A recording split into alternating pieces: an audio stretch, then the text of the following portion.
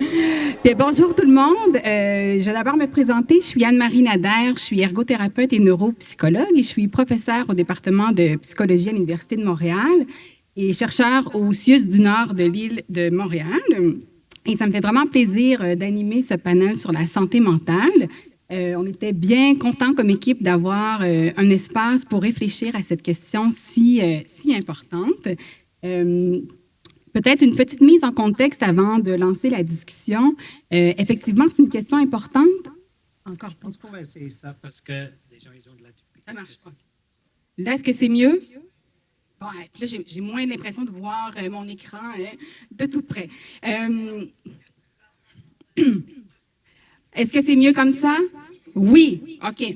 Alors, bien heureuse qu'on puisse discuter de cette question sur la santé mentale parce que, comme on sait, c'est une question qui a été vraiment jugée comme une priorité par les personnes autistes dans un travail qui a été fait par l'Alliance canadienne de l'autisme et où on sondait les priorités des personnes autistes. La santé mentale revient vraiment au premier plan, tant dans les politiques gouvernementales qu'en recherche. Et on n'est peut-être pas surpris quand on voit quelques chiffres. Bon, ici, c'est pas un état complet là, de la situation, mais juste pour se rappeler, quand on regarde les enjeux de santé mentale, ils sont quand même très courants en autisme. Si on regarde à peu près 70% des personnes autistes ont au moins une condition de l'ordre de la santé mentale.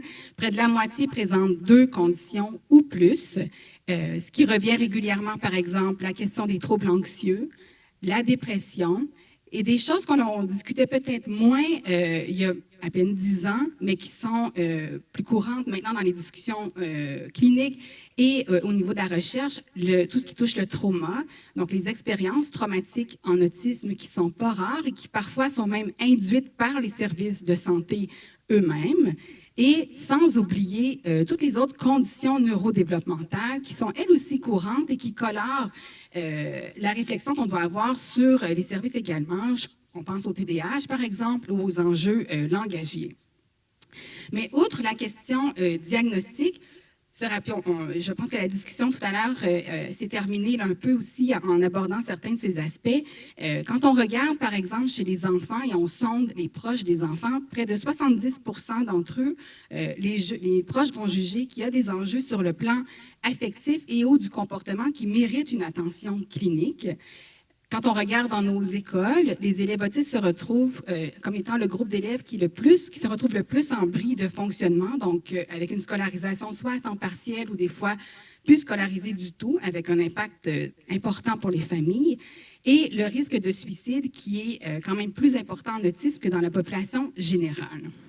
Donc, les besoins sont là, mais il y a vraiment un défi de taille pour accéder à des services de santé mentale et des modes de soutien qui répondent aux besoins des personnes autistes.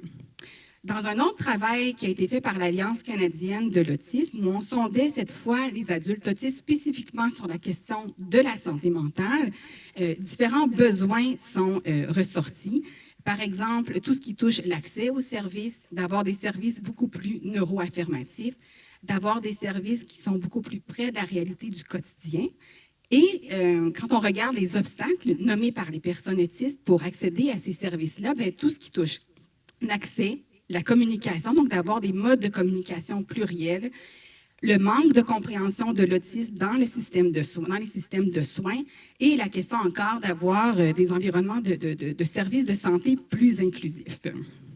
Et se rajoute à ça aussi, donc, des intervenants qui souvent vont nommer eux-mêmes, qui sont peu à l'aise, qui se sentent peu formés pour travailler auprès des personnes autistes. Donc, il y a vraiment un fossé très grand qui est là entre les besoins et l'offre de services.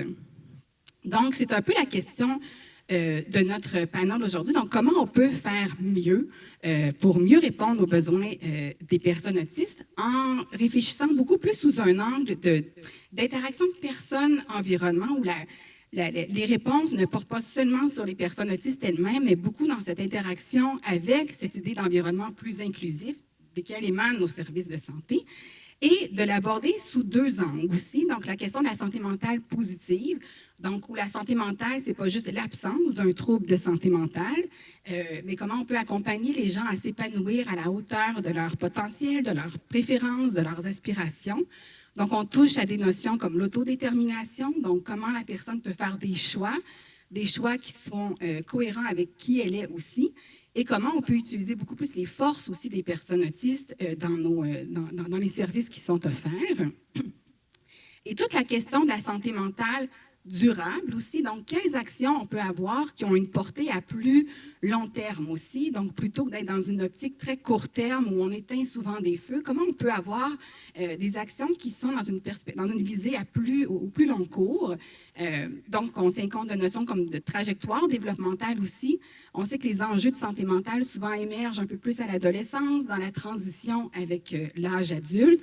Est-ce qu'on peut intervenir plus tôt? Est-ce qu'on peut mettre des choses en place plus tôt, parfois déjà l'âge du primaire aussi, pour tenter de changer un peu le cours de l'histoire? Donc, on pense à la prévention, à la promotion aussi de la santé mentale chez tous, mais incluant les personnes autistes aussi. Et la question des déterminants de la santé mentale, quels sont-ils? Est-ce que ce sont les mêmes en autisme que dans la population générale? Si oui, comment on agit? Sinon, est-ce qu'il y a des fenêtres sur lesquelles il faut ouvrir la réflexion? Et toute cette question d'environnement inclusif, encore là, qui est incontournable, et comment on peut chacun contribuer à faire de nos environnements de service, par exemple, beaucoup plus inclusif. Donc, c'est un peu l'optique de cette discussion que l'on souhaite avoir aujourd'hui. Alors, voilà un peu comment se déroule le panel, qui a cet objectif de vraiment cibler, réfléchir en tout cas à des pistes d'action pour avoir une approche qui va être plus favorable au niveau des services de santé mentale.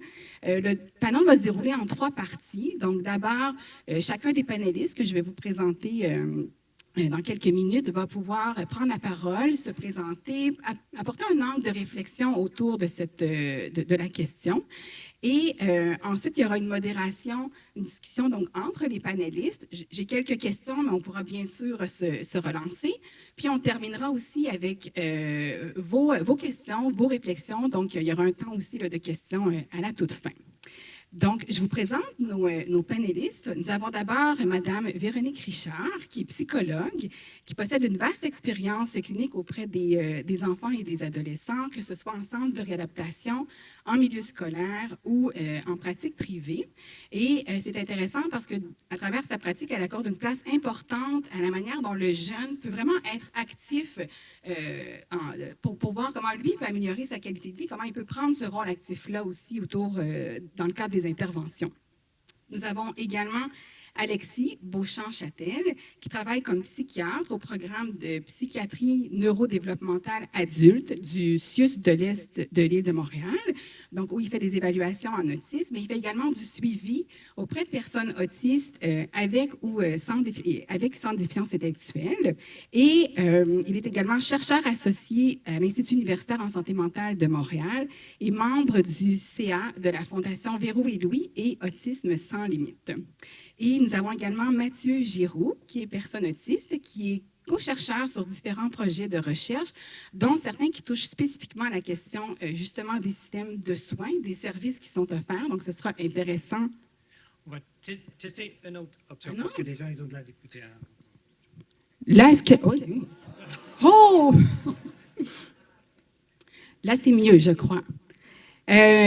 Donc, j'avais présenté Madame... Mon Dieu, il faut que je m'ajuste. Hein? Non? Là, c'est bon? OK. J'avais présenté Madame Richard. Alexis, je pense que vous avez entendu aussi, je suis en train de présenter Mathieu. Donc, Mathieu Giroux, qui est une personne autiste, qui est co-chercheur sur différents projets de recherche, dont certains qui touchent la question justement de l'offre de services des systèmes de soins. Ce sera intéressant, justement, d'en discuter tout à l'heure. Et également auteur, avec la parution récente là, de ton premier livre, Mathieu. Voilà, donc je vais laisser la parole à Véronique. Est-ce que tu souhaites venir, Véronique, ou on a le choix? Rester là? OK, parfait. Puis Alexis, dans le fond, je vais placer tout de suite pour tout à l'heure pour ta présentation. Merci. Bonjour, il faut que je prenne flash. Donc, comme je viens de faire des gestes, moi, je vais rester assise. Moi, je suis vraiment hors de ma zone de confort, qui est toujours les termes que j'utilise avec mes clients. Donc, plus proche. Oh! Donc, aujourd'hui, effectivement, moi, j'ai été invitée en tant que participante à ce panel-là et je me sentais effectivement pas, je me sentais imposteur, je me sentais pas dans ma zone de confort parce que oui, je peux en parler dans quelques instants, ça fait au-dessus de 25 ans que je travaille dans le monde de l'autisme, mais toujours, c'est ça, dans mon petit, dans mon petit coin avec mes clients, puis donc prendre soin de leur santé mentale, mais donc de venir partager ça avec vous. Pour moi, c'était un petit défi ce matin. Donc, soyez indulgents. Donc, effectivement, donc, pour me présenter un peu plus en détail, donc, ça fait 25 ans que je travaille dans le monde de l'autisme. J'ai été happée par l'autisme, par un de mes premiers emplois quand j'étais étudiante au baccalauréat, donc qui était d'accompagner un enfant autiste de 5 ans qui était intégré à demi-temps dans une classe régulière. Donc, l'intégration, l'inclusion a commencé aussi à faire son chemin dans mes champs d'intérêt. Mon projet de recherche de thèse de doctorat était donc d'implanter un programme d'intégration, donc les groupes de jeux intégrés, donc de former des enfants de 5 ans, 6 ans neurotypiques à aider, donc accompagner leurs camarades de classe spécialisés pour autistes, donc pour développer leurs interactions sociales, le jeu imaginaire, etc. Donc, ensuite, mon parcours m'a amené dans les centres de réadaptation en troubles graves du comportement. Donc, j'ai commencé donc petite enfance, faire des diagnostics, accompagner les proches et les milieux scolaires pour aider les jeunes qui avaient des troubles graves de comportement. Et depuis quelques années, je suis en pratique privée. Je voulais juste voir que ça a évolué un peu, que j'étais effectivement avec les tout-petits, souvent des non-verbaux, avec déficience intellectuelle. Donc, j'ai été ensuite plus dans la réaction. Donc, on va aller aider quand il est rendu le jeune qui a des troubles graves de comportement. Et depuis quelques années, donc pour en venir à maintenant, donc mon champ d'expertise en psychologie clinique va être plutôt justement d'accompagner les jeunes qui vont être capables, qui vont avoir la capacité verbale, la capacité d'identifier c'est quoi leur détresse, pourquoi je veux consulter. Et donc, ça va être à partir de là, je pense, ma participation aujourd'hui. Donc, comment effectivement on peut travailler, on peut avoir des bons résultats au niveau de la santé mentale positive chez les personnes qui soient neurotypiques ou dans la diversité. Donc, voilà, que c'est possible. L'alliance thérapeutique, donc j'amène un peu déjà là, des points qu'on pourra discuter un peu plus tard. Donc, l'alliance thérapeutique est possible, la thérapie comportementale cognitive est possible, puis donc l'atteinte d'une meilleure qualité de vie aussi est possible. Donc, malgré toutes sortes d'enjeux qu'on discutera selon nos différents points de vue et domaines de travail.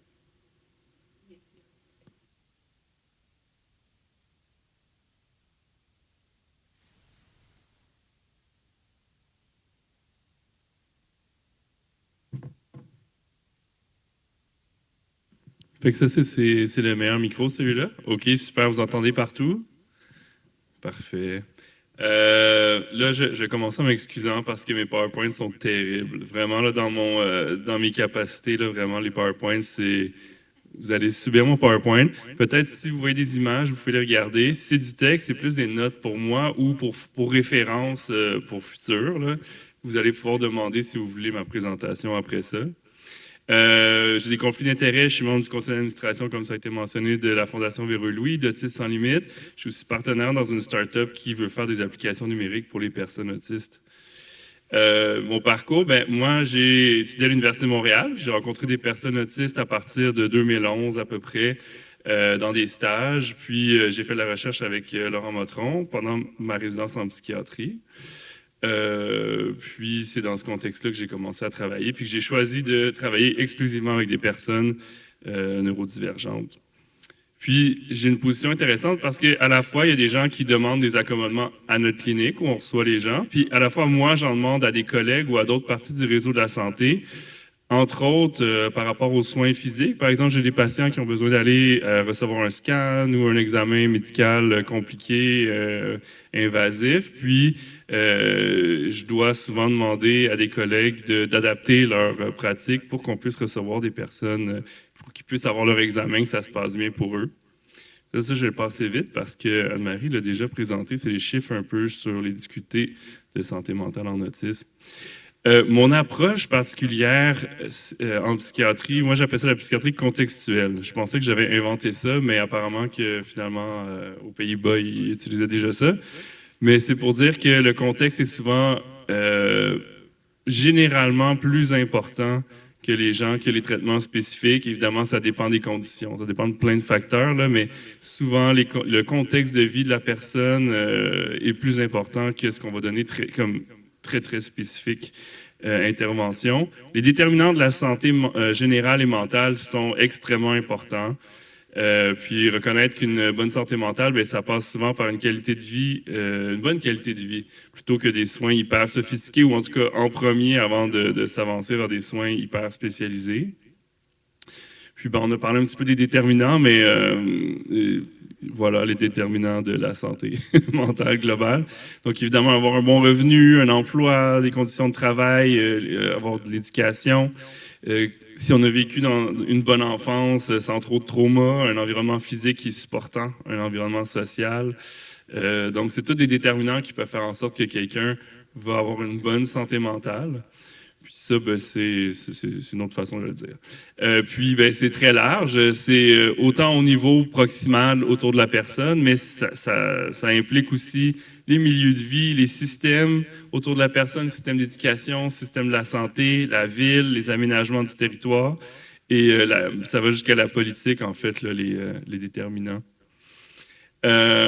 Puis c'est pourquoi je vous mentionnais ça aussi, c'est qu'il y a un concept que j'utilise qui n'est pas nécessairement ultra méga evidence-based, là, mais qui entre autres, il y a une certaine distinction entre ce qu'on appelle souvent la santé mentale et la maladie mentale ou les troubles psychiatriques. C'est-à-dire que quelqu'un peut avoir un trouble mental et être en bonne santé mentale. Par exemple, il y a des gens qui ont une schizophrénie, un trouble bipolaire, qui ont un travail, des intérêts, des relations, une vie satisfaisante, etc. Le fait d'avoir un trouble de santé mentale ne veut pas nécessairement dire qu'on n'a pas une bonne qualité de vie. Puis à l'inverse, il y a des gens qui n'ont pas de trouble de santé mentale, mais qui ont une très mauvaise santé mentale. La comparaison que je donne aussi souvent, c'est avec la santé physique. Quelqu'un peut avoir fait un infarctus, une crise cardiaque, et courir des marathons. Et à l'inverse, il y a des gens qui n'ont pas de maladie, mais ils ont des problèmes de surpoids, ils ne bougent pas, ils mangent mal, il n'y a rien qui se passe dans leur vie de positif. Alors, ils peuvent être en mauvaise santé sans nécessairement avoir développé une maladie en tant que telle. Ça parle de l'importance de ce qui est autour de la personne, pas juste des soins en tant que tels qu'on va lui donner. Puis je donnais quelques exemples de troubles de santé mentale, puis de problèmes de santé mentale aussi. Il y a des risques qui sont associés au sous-diagnostic des problèmes de santé mentale. Évidemment, ben, s'il n'y a pas de diagnostic, il n'y a pas de service dans notre Québec. C'est comme ça que les services sont donnés, malheureusement. Il y a évidemment, des fois, ce qui arrive, c'est qu'il n'y a pas de réponse à des interventions autres, comme les interventions comportementales, si on pense que c'est une difficulté comportementale qui est due à l'autisme de la personne puis son environnement, ou à d'autres difficultés. Puis il peut y avoir une perte d'accès aussi, de la souffrance non adressée, etc. Bien, en même temps, il y a aussi des risques associés au surdiagnostic. Puis, entre autres, dans ma population spécifique de gens qui sont souvent non-oralisants, peuvent se retrouver à prendre beaucoup de médicaments pour des troubles de comportement qui ne sont pas nécessairement bien adressés, qui ont des effets secondaires, des effets sur la qualité de vie, sur l'espérance de vie, etc. Il peut y avoir beaucoup de changements de médication parce qu'on se dit, ah, ben, il va peut-être avoir un médicament un jour qui va changer quelque chose, mais ce n'est pas la bonne intervention. Puis il peut y avoir des délais avant qu'on trouve le bon traitement, en fait, ou la bonne approche pour la personne, la bonne modification de l'environnement.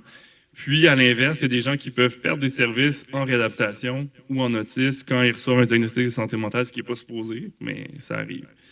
Puis pour la société, ben, c'est souvent dénier justement les facteurs sociaux. Moi, j'ai des gens qui compliquent avec des difficultés de santé mentale parce que leur vie va mal. Ils n'ont pas d'emploi, ils n'ont pas un appartement qu'ils trouvent à leur goût, ils n'ont pas de réseau social, ils n'ont pas d'argent. Puis ils vont développer une dépression, des troubles anxieux, etc. Donc, c'est un peu dénier les facteurs si on prend juste la conséquence. Puis c'est ça, c'est qu'on traite des fois plutôt la conséquence des problèmes que les causes sous-jacentes. Puis, ça peut mener à une atomisation des services. Donc, il y a des services très, très spécifiques pour un problème. Puis, au final, on se retrouve avec des gens qui tombent entre les chaises et des listes d'attente quand il y a des services très spécialisés. Moi, je pense que des écueils à éviter pour le futur, c'est de ne pas trop chercher à homogénéiser les pratiques. Par exemple, la réadaptation et la psychiatrie sont deux écoles de pensée qui prennent les problèmes pas exactement de la même façon. Puis c'est correct. C'est une richesse, la diversité, de la même façon qu'on ne veut pas normaliser les personnes autistes puis qui agissent comme des neurotypiques. Bien, c'est la même chose d'une approche à l'autre. Par contre, il faut qu'on trouve une façon de donner intelligemment accès aux gens, de trouver des façons d'adapter les approches pour que les gens puissent bénéficier des services comme le reste de la population. L'autre chose aussi, c'est d'englober les problèmes dans un modèle de soins. L'autisme, on sait, ce n'est pas une maladie. Donc, on ne devrait pas utiliser le modèle du soin pour se dire c'est comme ça qu'on va organiser la vie des personnes autistes ou les services autour d'eux. C'est plus important de le voir de manière plus large, comme c'est des personnes qui sont des citoyens à part entière, qui ont besoin de services parfois en santé mentale ou autre, mais qui par ailleurs ont besoin de toutes sortes d'autres services. Chercher à créer des cliniques idéalisées, surspécialisées, qui tout est mur à mur adapté, ça peut être une bonne façon de tester des adaptations, sauf qu'on ne peut pas rester là. Il faut que ce soit des choses qui, après ça, soient partout dans la société, pas juste dans des endroits très spécialisés, parce qu'on peut créer des ghettos de soins à ce moment-là, puis se retrouver un peu comme une partie de ma population dans des gens qui sont institutionnalisés. Des gens qui sont à l'hôpital, ils reçoivent tous leurs services à la même place, puis c'est pas des bons services, généralement. Il y a aussi d'autres enjeux qui sont les difficultés d'arrimage usager professionnel. Les personnes, quand ils reçoivent des services, c'est des personnes. Ils veulent être traités comme des personnes pleines et entières, puis qu'on prenne en considération leur contexte de vie, ce qui est tout à fait légitime. Puis les professionnels, ils sont formés pour donner des soins spécifiques, spécialisés, avec certaines approches, généralement sur des courtes durées, parce que on n'a pas plus il y a une limite aux ressources qu'il y a dans le réseau. Ça, ça peut rentrer en conflit parce que les professionnels, ils cherchent à faire des choses sur un temps limité, sur un élément spécifique de la vie de la personne. Puis les personnes, ça ne correspond pas nécessairement aux besoins qu'ils ont ou à ce qu'ils voudraient qu'on fasse. Aussi, il y a des gens qui ont des besoins de prise en charge plus larges que juste leurs problèmes de santé, mais il n'y a personne qui sont là pour les aider là-dedans. À ce moment-là, ça fait en sorte que c'est le réseau qui se retrouve à faire des formes de prise en charge plus générale de la vie de la personne, ce qui crée des frustrations un peu pour tout le monde.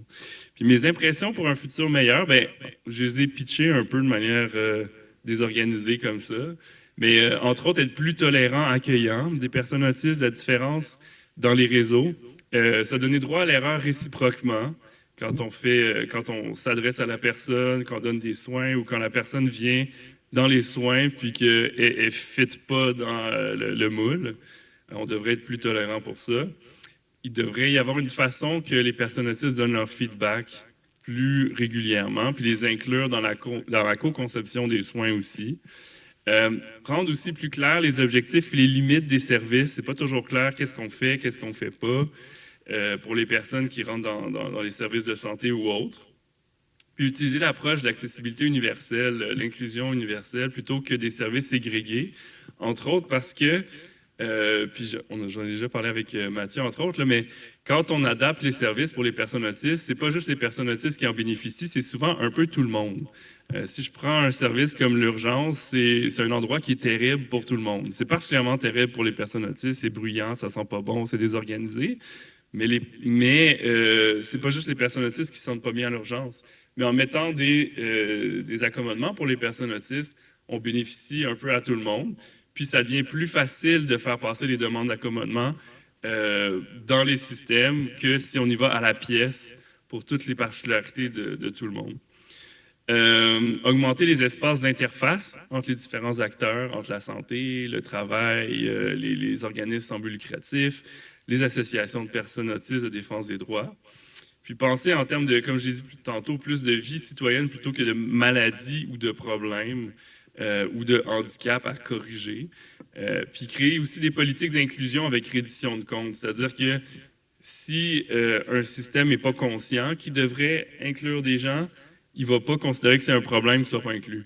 Donc, se dire, ben écoutez, si votre service n'est pas accessible aux personnes autistes, c'est un problème. Donc, que ça amène les gens à se sentir plus concernés, puis à aller proactivement chercher du feedback des personnes autistes et autres. Puis réfléchir collectivement aux types d'accommodements qui sont raisonnables à exiger des réseaux dans lesquels les personnes autistes naviguent. Et grosso modo, c'était ça que j'avais.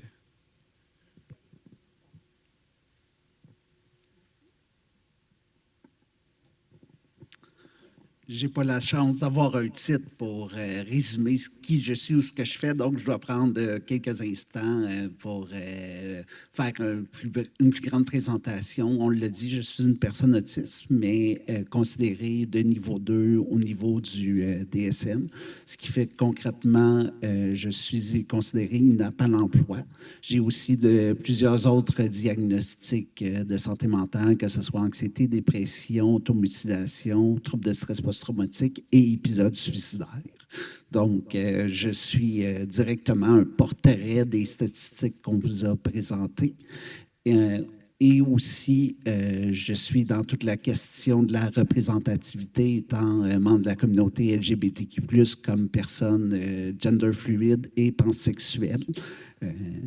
Au niveau professionnel, même si je n'ai pas un emploi comme tel, on l'a dit, je travaille beaucoup dans les projets de recherche participatif et depuis 5 ans, je me concentre sur les enjeux de soins chez les personnes autistes.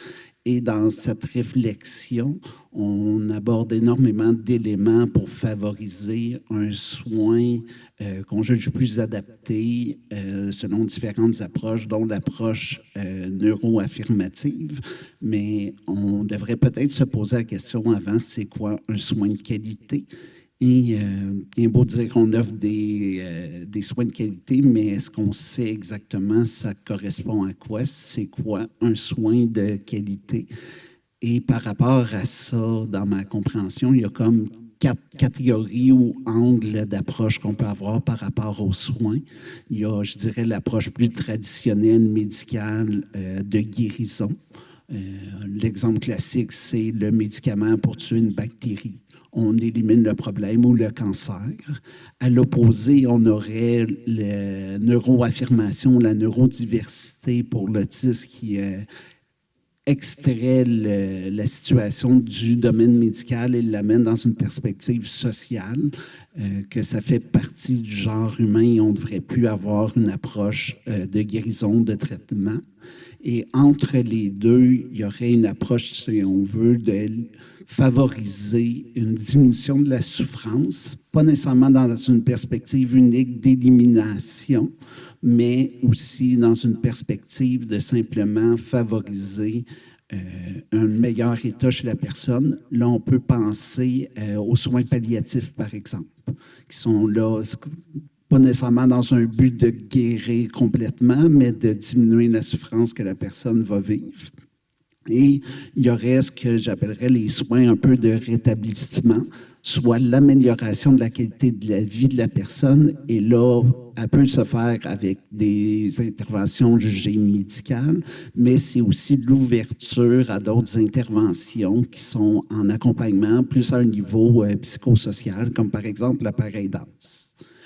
Et dans tout ça, on peut qualifier certains gestes dans une catégorie spécifique. Je vous ai donné des exemples, mais est-ce que c'est vrai qu'un soin de santé se limite seulement à une catégorie ou les soins de santé, c'est pas tout ça, même dans une petite acte, ou plutôt c'est rien de tout ça?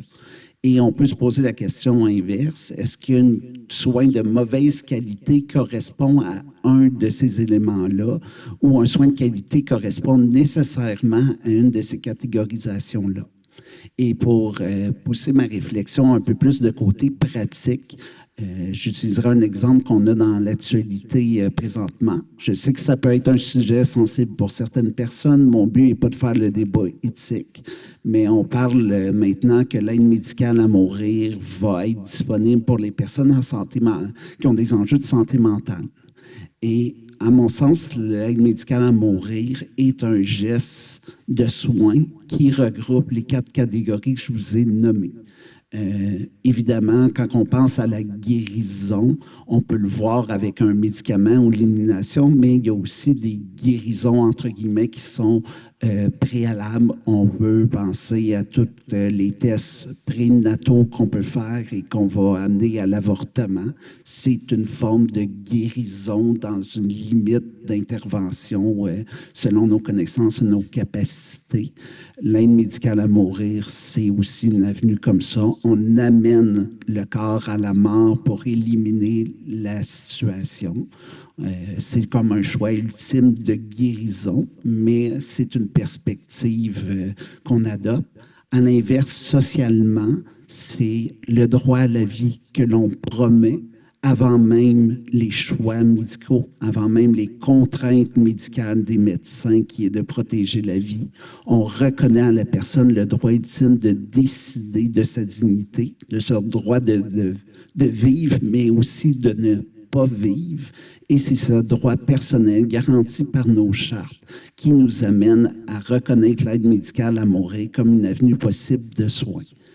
Pour ce qui concerne la diminution, évidemment, de la souffrance ou du vécu de la personne, il y a tout l'accompagnement dans l'aide médicale à mourir qui doit être fait dans le processus qu'on pense psychologique, mais aussi que les soins se transforment un peu plus vers des soins palliatifs. Et aussi le processus de réflexion sur comment ça va se faire, comment ça va être exécuté, dans quel contexte.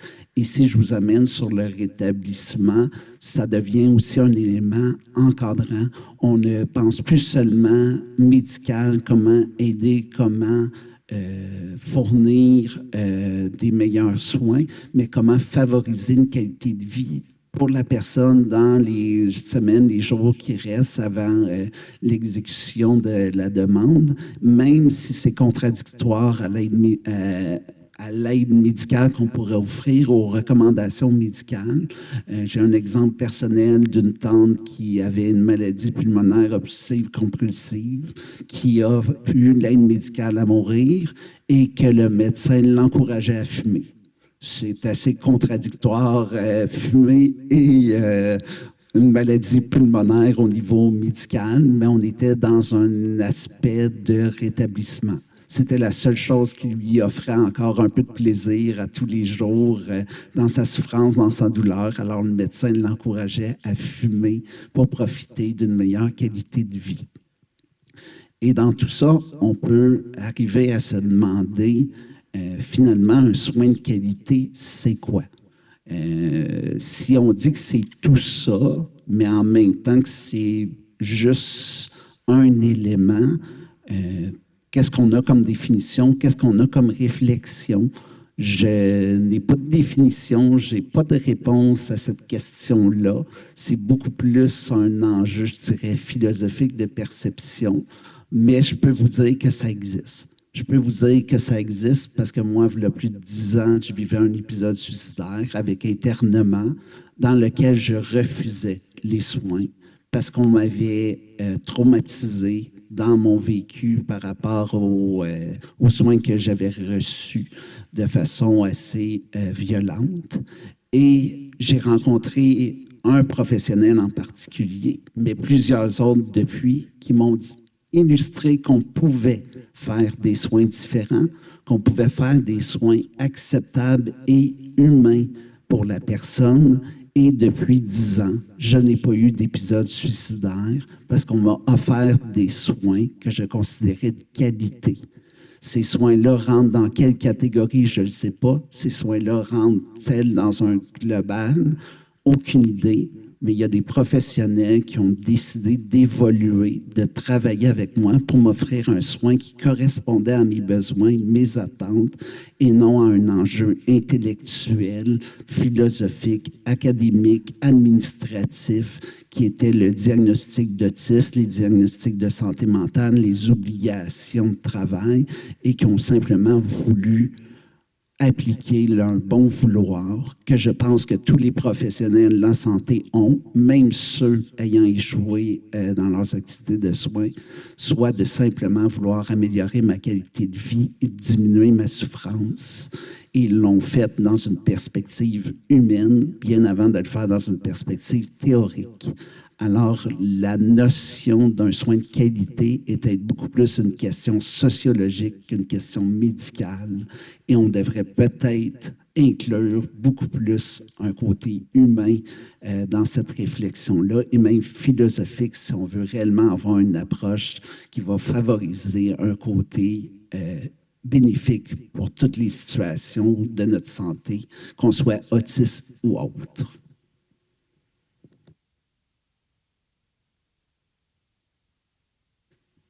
Merci à vous trois.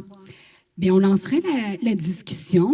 J'ai envie de rebondir peut-être sur ce que tu amenais, Mathieu, puis j'ouvre la question. Puis j'ai remis en filigrane aussi les défis un peu qui sont régulièrement nommés par les personnes autistes. Justement, ça pourrait être quoi un peu des indicateurs ou des indices que nos services, ce qu'on offre, se rapprochent un peu plus d'un service de qualité, puis qui répondent aux besoins des personnes autistes. Donc, en termes de mode de soutien, de ce qu'on a à offrir aussi en termes de services, est-ce qu'il y a des pistes ou des éléments qui vous viennent, qu'on devrait avoir en réflexion pour essayer tranquillement de rapprocher nos services vers quelque chose qui réponde mieux aux personnes autistes? Moi, je pense qu'il y a déjà eu évolution dans les services, dans les soins, un peu qu'est-ce que tu disais, je crois, où est-ce qu'il y a eu la clé de ton meilleur bien-être, que j'ai entendu depuis 10 ans, c'est qu'on s'est adressé à toi. Donc ça, je le dis beaucoup aux familles, aux intervenants qui étaient vus peut-être comme les experts de leurs jeunes ou de leurs élèves ou de leur enfant autiste avant. C'est toujours le cas. Je ne mets pas de côté justement qu'on doit faire des équipes autour de la personne autiste pour qu'elle aille mieux dans sa qualité de vie, dans sa santé mentale. Mais je pense qu'il faut d'abord, peu importe l'âge, peu importe le niveau de fonctionnement, s'adresser à la personne elle-même. Elle le sait elle-même, c'est quoi ses besoins, qu'est-ce qu'elle veut. Puis je pense qu'il y a beaucoup de détresse qui vient souvent quand les clients arrivent à moi, les jeunes arrivent à moi, qui pensent qu'ils ne peuvent pas se permettre de dire ça parce que ça ne fit pas, je vais utiliser, ça ne cadre pas dans le moule. Mais non, on ne pourra pas, effectivement, je pourrais pas aller mieux si j'affirme ce que j'ai besoin, mais oui, tout part de là. Je pense l'autodétermination, la participation active, c'est ça, la recherche des solutions puis du plan de traitement. Bien, je pense que peu importe l'âge, puis que je sois dans le milieu scolaire, donc j'ai les deux chapeaux en ce moment, que je sois dans le milieu scolaire ou en pratique privée, c'est la même chose. Donc, je m'adresse aux jeunes, même si les parents sont invités dans les premières rencontres, peu importe l'âge, peu importe le niveau de compréhension, peu importe le niveau de langage verbal, puis on réussit toujours effectivement à répondre aux besoins, puis avec les forces de ce jeune-là. Fait que d'avoir ça en tête dans le milieu scolaire aussi. Donc, avec les années, on a vu qu'on fait participer de plus en plus les élèves, peu importe qu'il y ait un trouble, quel type de trouble neurodéveloppemental, puis qui ont le droit à un plan d'intervention. Donc, on les fait participer de plus en plus de manière active, mais je vois encore qu'on laisse de côté l'élève autiste, souvent quand il est un peu plus jeune aussi, mais encore récemment, j'ai eu à lever la main et dire « Mais il est où, lui? » Donc, tout le monde se rencontrait. On était rendu à 2-3 rencontres multi. Puis, il ne va pas bien. Il est en bris de fonctionnement. Vous l'avez mentionné. Donc, effectivement, dans les écoles, souvent, la majorité des élèves en bris de fonctionnement sont effectivement les élèves autistes. Mais c'est ça, parce qu'il est en première année, je ne sais pas. Mais je l'ai effectivement invité. Puis, il est venu très bien nous identifier. On ne sait pas quoi faire. Il est sorti de la classe à tous les jours. Donc, un rien le dérange, lui fait faire une crise, mais c'est ça, juste de s'adresser à lui, peu importe l'âge. Donc, il était capable il était capable de nous identifier comment il se sent, lui, en arrivant à l'école le matin. Bien, il se sent stressé. Bien, on va partir de ça, puis on va...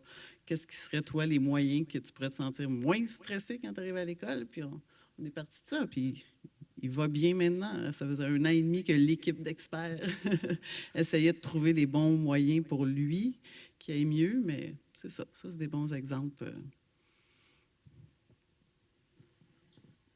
Avec les multiples travaux de recherche que je fais, il y aurait plein d'éléments à mentionner, mais le but n'est pas de faire une conférence sur ça. Il y aurait, je dirais, 2 messages un peu plus importants qu'on pourrait penser. Et je reviens avec celui qu'on vous a nommé, qu'on se sent peu outillé comme un intervenant par rapport aux personnes autistes. Je le comprends, mais c'est une fausse croyance. On n'a pas besoin d'être un spécialiste pour intervenir avec des personnes autistes. La très grande majorité des interventions ne varient pas et implique pas des besoins non plus particuliers pour être un intervenant, pour offrir des services, des soins à une personne autiste. Donc, vous pouvez vous faire confiance, vous pouvez offrir des soins de qualité, même si vous n'avez pas de grandes connaissances en autisme. Et être un expert en autisme ne prévient pas non plus des dérapages, des biais, des stéréotypes, des croyances. Bien au contraire. Donc, faites-vous confiance. Vous êtes apte à offrir des soins de qualité par rapport à ça. Et de façon générale, pour tout le monde, une relation de soins, c'est quelque chose de bidirectionnel. Ça se construit avec son professionnel. Fait qu'il faut aussi ouvrir des portes à notre professionnel pour avoir des services qui correspondent un peu plus à nos attentes, à nos besoins, mais reconnaître aussi son expertise. On se connaît, on sait comment on souffre, on sait ce qui est difficile, mais par rapport aux solutions possibles et envisageables, c'est aussi un rôle du professionnel de nous indiquer, de nous encadrer, de nous offrir des possibilités. Il faut être aussi à l'écoute dans cette situation-là. Donc, c'est quelque chose qu'on construit et qu'il ne faut pas oublier que c'est un élément dans toute la qualité du soin qu'on a. Je l'ai mentionné aussi des situations où on pourrait vouloir, par exemple, je ne sais pas, avoir un scanner ou une IRM dédié aux personnes autistes, etc. Mais souvent, ce n'est pas possible d'avoir des plateaux de technique très, très, très coûteux dédiés à une population spécifique. Donc, ce qu'on fait, c'est qu'on fait accompagner la personne. On s'assure que les gens vont savoir qu'il y a une personne qui arrive, qui a des besoins particuliers, qu'elle va être accompagnée, qu'on va leur mentionner les besoins. S'assurer qu'elle n'ait pas à attendre aussi longtemps dans un environnement potentiellement hostile, etc. Donc, on essaie de préparer la visite. Puis comme ça fait en sorte aussi qu'on n'a pas à...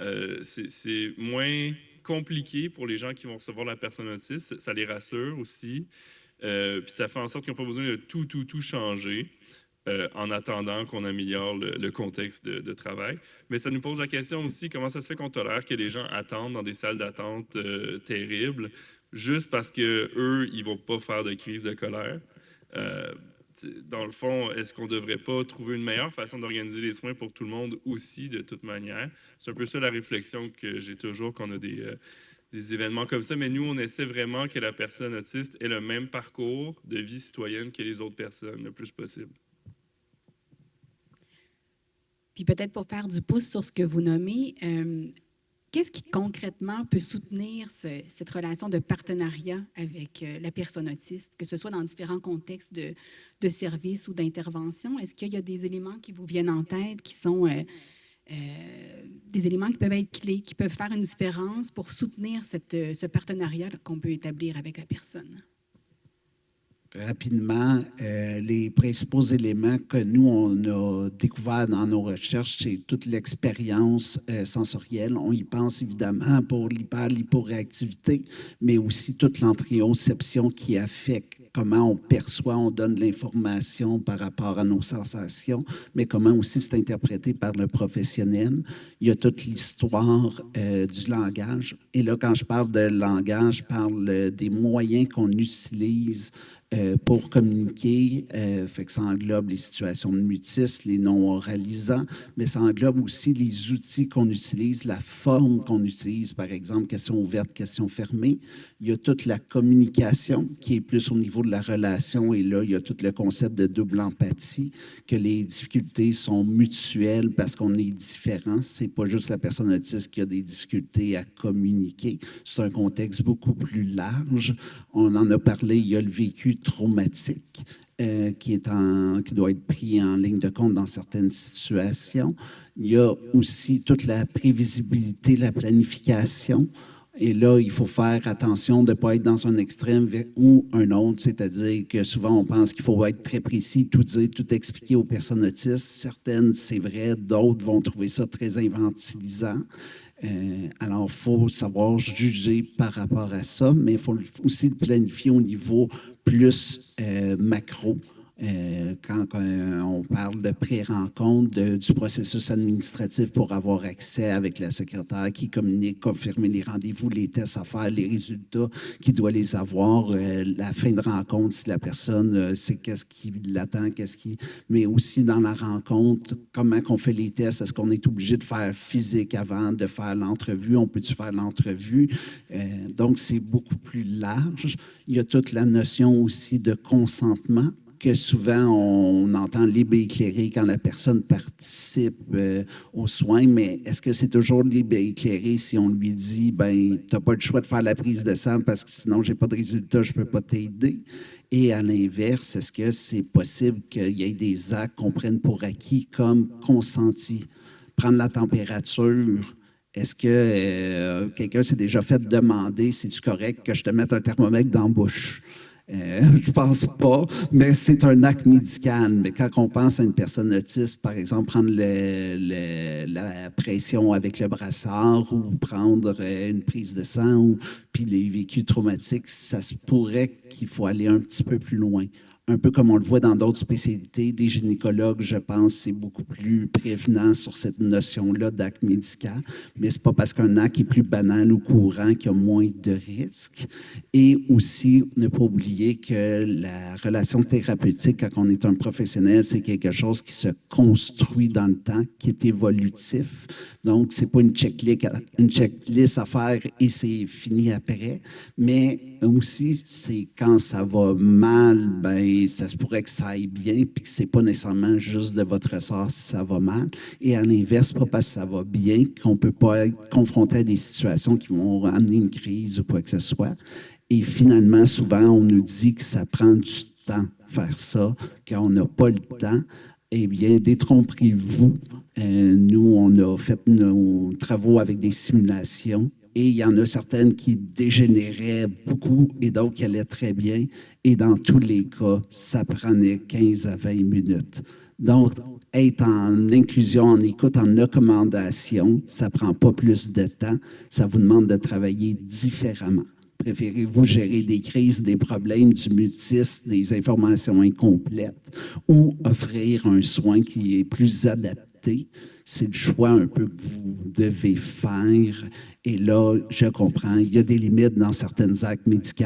Prendre une prise de sang, ça implique une piqûre. On n'a pas le choix.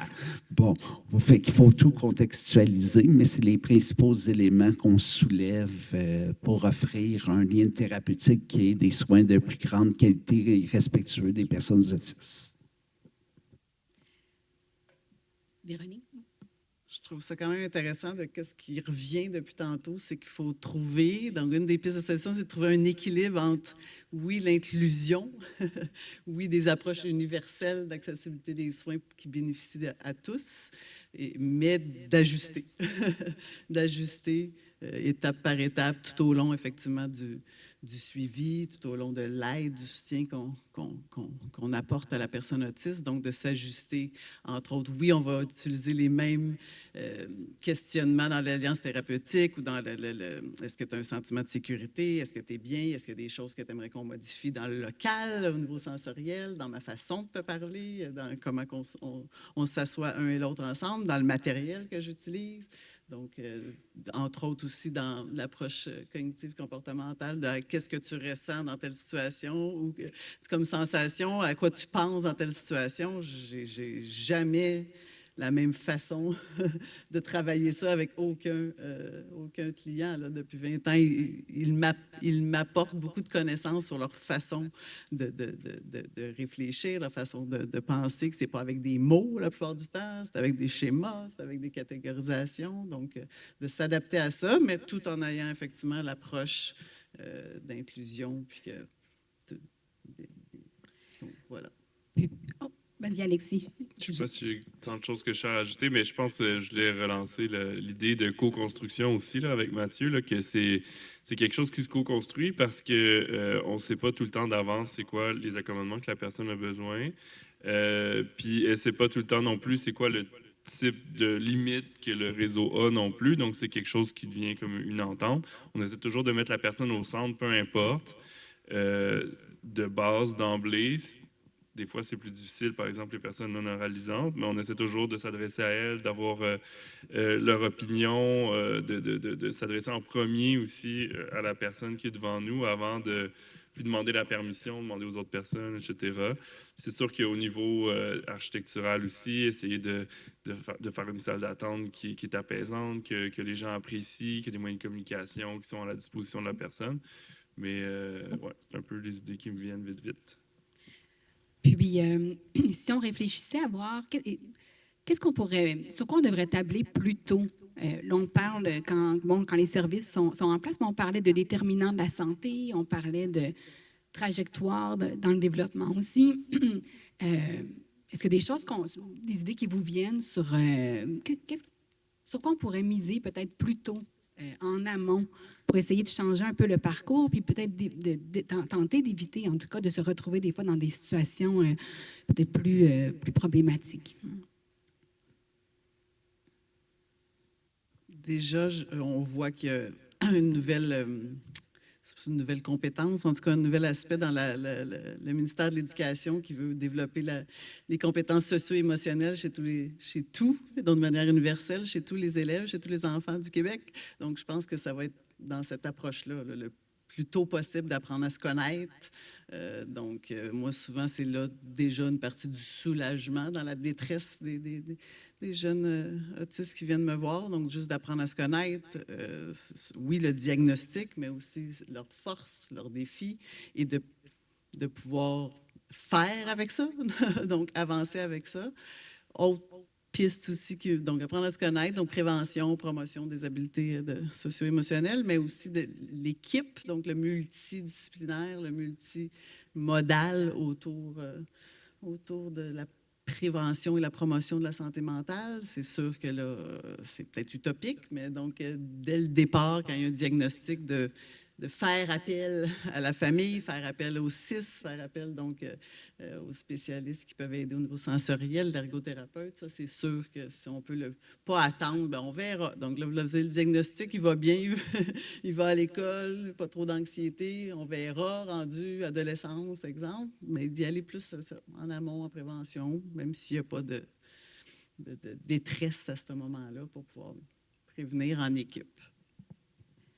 Je trouve ça intéressant, la notion de connaissance de ça. Ça me fait penser à un projet que l'on menait où on demande même à des enfants du primaire, des élèves autistes, dans un contexte scolaire, d'identifier, par exemple, les moyens qui leur fait du bien quand ils sont stressés, quand ils vivent des émotions plus négatives. Puis c'est intéressant parce qu'il y a quand même une proportion importante d'enfants qui identifient des moyens. Puis quand on leur demande, mais est-ce que ces moyens-là sont accessibles finalement à l'école?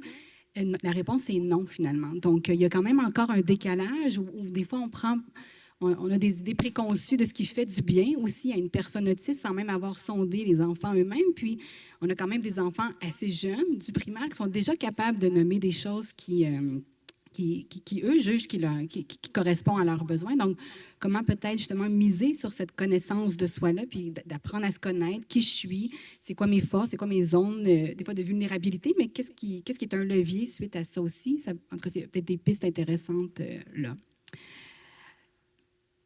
Alexis. J'avais entendu parler dans les nouvelles. Là, moi, je ne travaillais pas avec les enfants, fait que je ne suis pas certain d'avoir bien compris, mais j'avais l'impression qu'il y avait une politique qui voulait que toutes les personnes autistes soient aussi incluses dans les CPE, garderies standards. Je ne sais pas si j'ai bien compris, là, mais je trouve que c'est une excellente idée parce que c'est en contexte réel qu'on doit gérer les difficultés. Moi, une des choses qu'on a faites, desquelles on est le plus fier, c'est qu'on avait des unités spécialisées en autisme, déficience intellectuelle et troubles graves de comportement, d'hospitalisation. On les a fermés.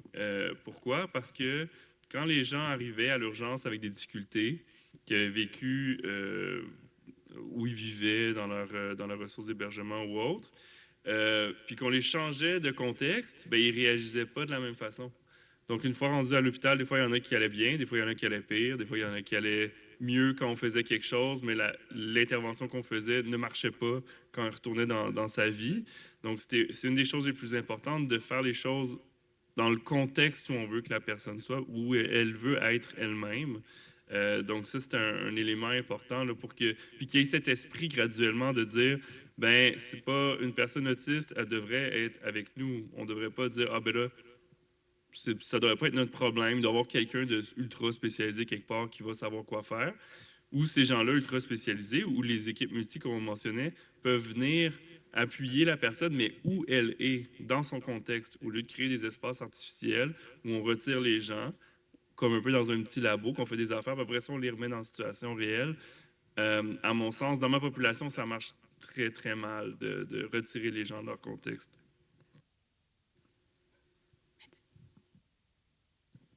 On parle souvent d'un déterminant au sens du réseau social, avoir des amis, des contacts, mais est-ce qu'on ne peut pas le réfléchir aussi plus largement, un réseau social de réseau, l'école, les services sociaux, communautaires, le médical. On le sait que c'est compliqué de naviguer, mais c'est encore plus compliqué de les faire communiquer entre eux, les faire travailler ensemble.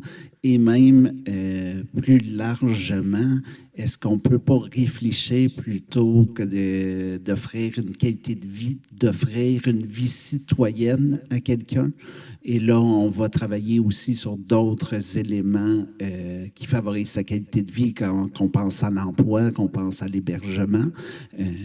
Bien beau dire, la personne est inapte, mais elle peut être un citoyen actif et contribuer.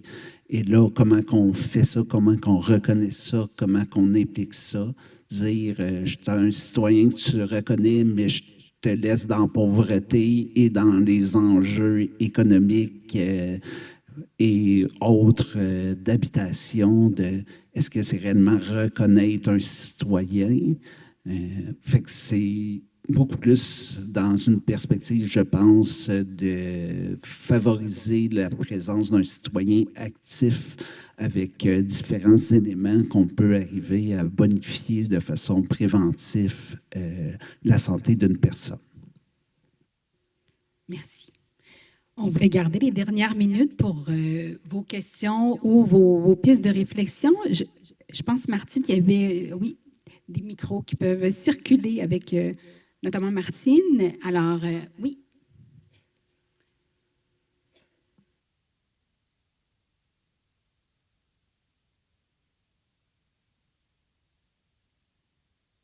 Ah, c'est bon. Excusez-moi, je n'avais pas appuyé sur le bouton, j'avais oublié. Bon, mon nom est Anaïs. C'est un sujet qui m'intéresse beaucoup parce que c'est là-dessus que j'étudie au doctorat. Est-ce que vous voyez que depuis les dernières années, comme disait le jeune homme, les 10 dernières années, il y a eu comme une évolution positive au niveau de l'inclusion, au niveau de l'autisme, etc. Et comment on peut aller vers la question de la mettre à un milieu de vie, quel que soit le contexte, pour pouvoir favoriser une meilleure intégration, inclusion, mais aussi une spécificité. Comment réfléchir à la prochaine étape pour aider à que la personne se sente bien à tous les niveaux, tant physique que mental, dans son individualité au niveau d'un milieu de vie où il y a toutes les dimensions qui se retrouvent. Comment vous imaginez ça pour réussir à que toutes ces dimensions holistiques se retrouvent pour pouvoir favoriser un développement positif des personnes autistes?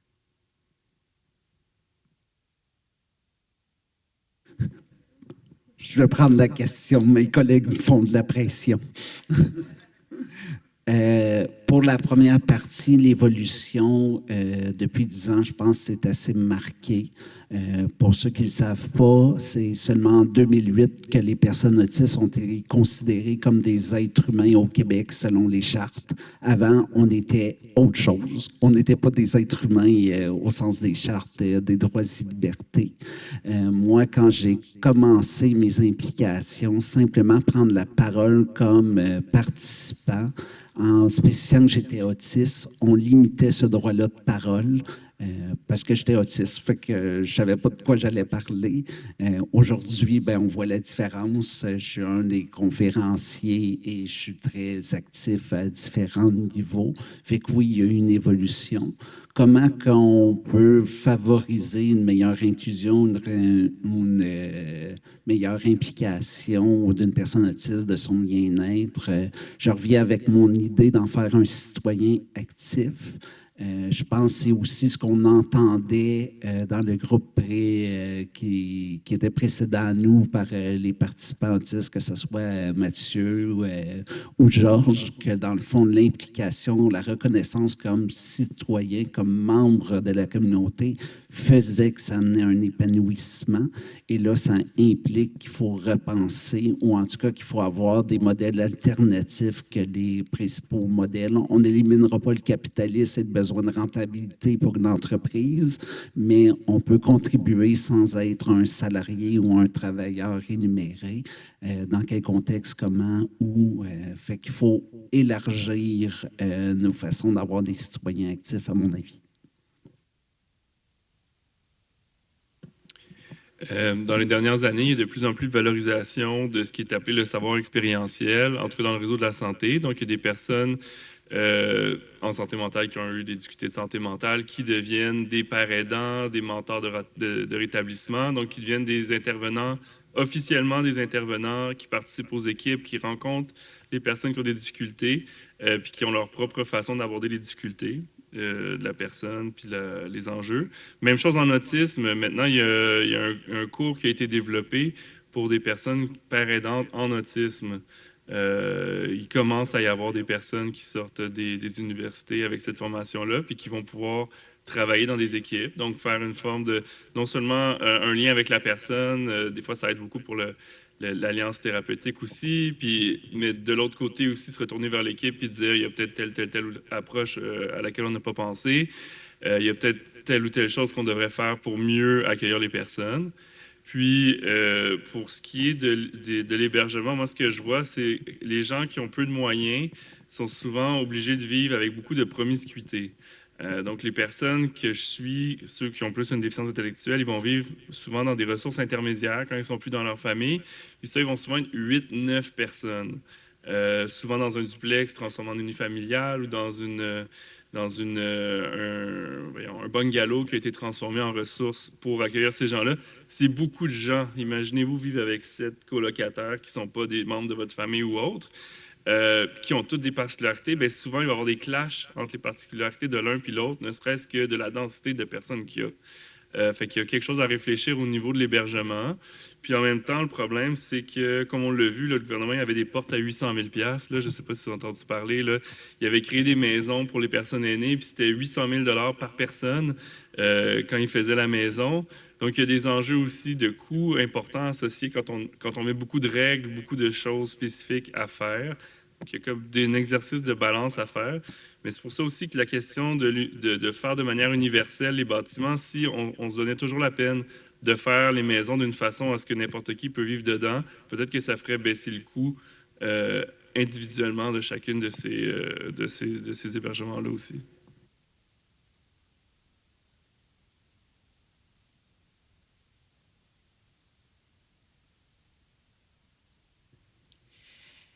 Merci beaucoup, vraiment très éclairant. C'est dans la perspective aussi des soins évolutifs ou des équipes de soins évolutives. Jusqu'à quel point, puis je m'adresse aussi à Alexis pour avoir aussi travaillé au sein d'une unité à tes côtés. Où est-ce qu'on en est? Où est-ce que vous en êtes? Je m'adresse peut-être plus aux professionnels de l'intervention, à retirer les obstacles pour attirer et retenir le personnel soignant neurodivergent eux-mêmes. Parce qu'en soi, on est dans la paraidance, on est dans cette réflexion-là de dire, ben oui, le père est pour, rien sans nous, sur nous, mais au sein des équipes, puis dans une perspective justement de retirer les obstacles pour attirer, puis surtout retenir le personnel soignant qui sont eux-mêmes neurodivergents, qui pourraient certainement contribuer aussi à l'amélioration des pratiques.